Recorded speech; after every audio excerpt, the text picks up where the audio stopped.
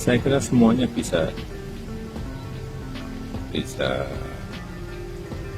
belajar dari semua kasus-kasus hukum yang ada. Status istri mantan Gubernur Jawa Barat Ridwan Kamil, Atalia Praratia, menjadi sorotan sesaat sebelum rumah Kang Emil digeledah KPK pada Senin 10 Maret 2025 kemarin. Sebab Atalia sempat menyindir anggaran program makan bergizi gratis yang diduga dipotong, yakni anggaran dari 10.000 menjadi 8.000. Sebab MBG yang diharapkan bisa memberikan asupan nutrisi bagi siswa ini disorot publik, terutama pemotongan anggaran, dan justru menimbulkan kekhawatiran terkait kualitas makanan yang disajikan. Namun sesaat setelah status itu tayang, rumah Ridwan Kamil di Bandung, Jawa Barat digeledah KPK terkait dengan bagian dari pengembangan kasus dugaan korupsi Bank BCB. Ridwan Kamil sendiri membenarkan adanya penggeledahan tersebut. Sementara itu, respon Jokowi soal rumah Ridwan Kamil digeledah KPK, "Aku sangat kaget." Namun menurut Jokowi, kejadian ini bentuk pembelajaran terkait penegakan hukum. Sementara itu, belum ada tanggapan dari kubu Prabowo soal kasus tersebut. Namun pengamat politik dari Universitas Esa Unggul,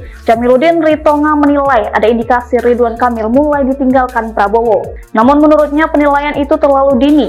Jamiluddin menjelaskan bahwa penggeledahan rumah Ridwan Kamil justru dapat dilihat sebagai upaya dari Prabowo untuk menegaskan bahwa tak ada yang kebal hukum meskipun berada di dekat kekuasaan. Bahkan saat kampanye Pilkada Jakarta 2024, Prabowo dan Jokowi secara terbuka mendukung Ridwan Kamil. Selain itu, Prabowo ingin mengembalikan KPK yang 10 tahun terakhir sudah ompong akibat intervensi kekuasaan. Dalam perkembangan terbaru, KPK telah menetapkan 5 orang tersangka dalam kasus dugaan korupsi dana iklan Bank BUMD di Jawa Barat yang turut menyeret nama Ridwan Kamil.